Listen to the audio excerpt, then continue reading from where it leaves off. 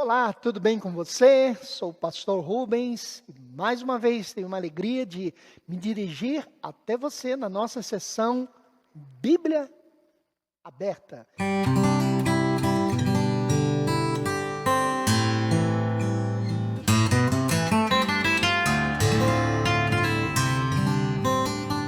E a minha Bíblia aberta está em 1 Coríntios, no capítulo 11, a partir do verso de número 23. Eu quero falar um pouquinho sobre a ceia do Senhor.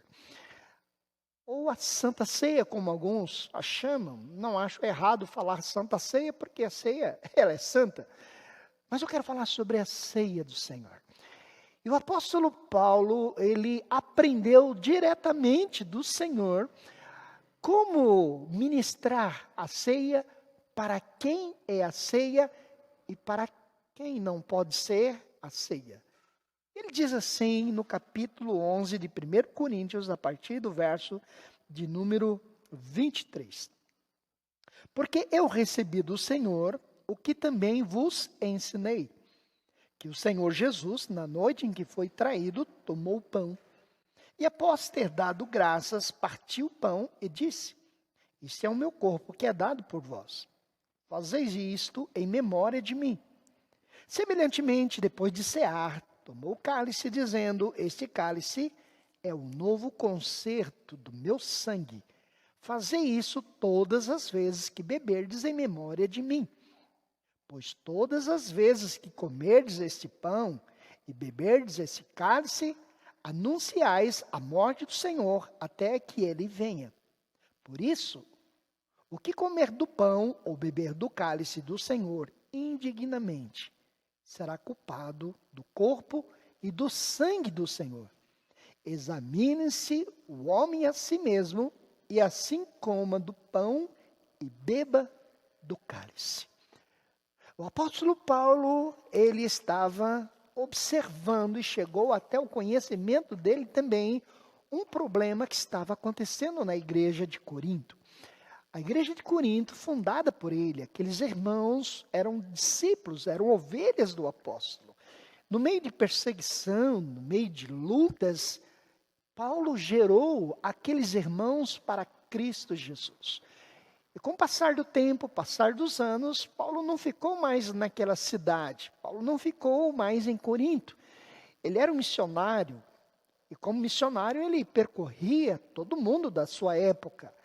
Mas ele se preocupava em mandar cartas, em doutrinar aqueles irmãos e em preparar os líderes e os pastores daquele local.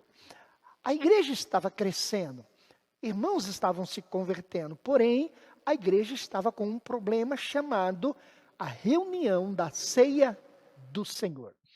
O apóstolo Paulo, no verso 17, ele diz assim: Nisto vos advirto e não vos louvo, porque não vos reunis para o que é melhor, mas para o que é pior. Pois primeiro ouço que de vós, quando vos reunis na igreja, há separação e creio em parte. Pois também é necessário que haja divisão entre vós, para que os que são verdadeiros se tornem manifestos entre vós. Quando vos ajuntais no mesmo lugar, não é para comer a ceia do Senhor. Cada comeis, pois quando comeis, cada um toma a sua própria ceia, e assim um tem fome e outro se embriaga.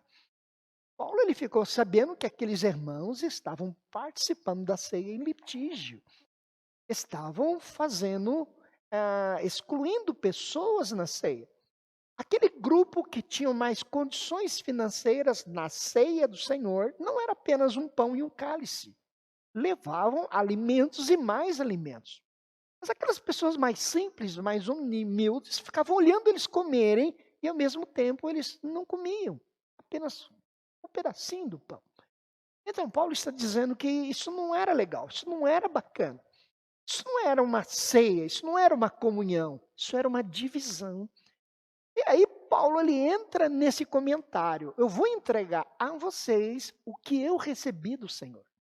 O que é que eu recebi do Senhor? Na noite que ele foi traído, pegou o cálice, disse: Este é o meu sangue. Pegou o pão, partiu e disse: isto é o meu corpo. Observa, Paulo não está ensinando pessoas não crentes, ele está ensinando pessoas crentes. Pessoas que se batizaram nas águas, pessoas que confessaram o nome de Jesus, mas que não tinham aprendido para a maneira correta de cear ou de tomar ceia. E Paulo começa a dizer: aí vocês têm um grande problema, porque se vocês tomarem essa ceia em divisão, sem estarem doutrinados, sem terem entendimento, vocês serão culpados do corpo de Cristo Jesus. Paulo ele diz que a ceia do Senhor não é comida, não é bebida, é um simbolismo espiritual do que representa o sacrifício ou a nova aliança de Cristo Jesus conosco. Por isso que o apóstolo Paulo, ele diz no verso 26, porque todas as vezes que comerdes esse pão e beberdes esse cálice, anunciais a morte do Senhor. Ou seja, vocês mesmos estão testemunhando e testificando. Jesus morreu. Mas a segunda parte é, ele ressuscitou. Algumas pessoas me perguntam: pastor, quem é que pode tomar a ceia? O próprio apóstolo responde no verso 28, examine-se o homem a si mesmo, para saber se ele tem condições ou não de comer do pão e beber do cálice. Quem não pode tomar a ceia? Aquele que está no pecado e não confessa os seus pecados e não se arrepende diante do Senhor.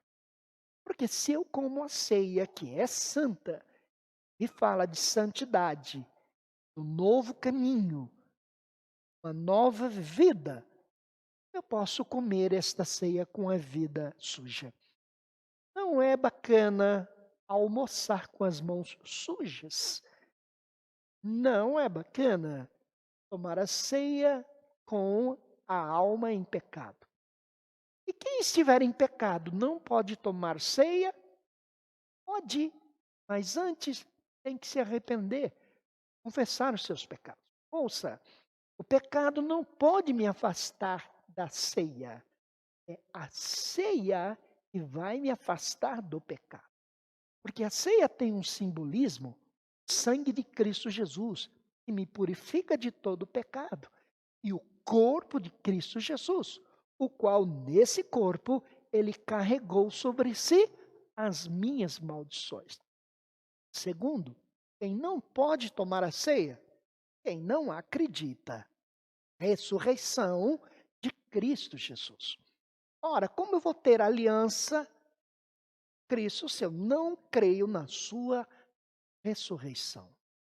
Jesus, ele ressuscitou e me dá a vida eterna. Terceiro, quem não pode tomar a ceia? Quem não entra em aliança com ele.